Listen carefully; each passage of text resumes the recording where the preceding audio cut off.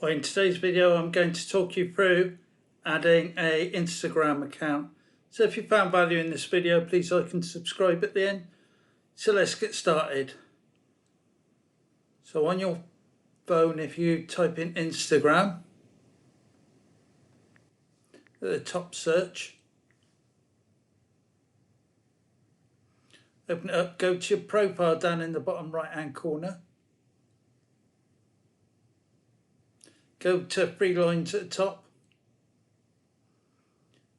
Now you're in settings and activity, scroll all the way down to add account. Create a new account. Type in whatever name you want. It's got certain conditions.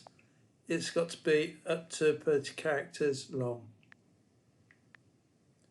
So, as I said, if you found value in this video, please like and subscribe at the end. Thanks for watching.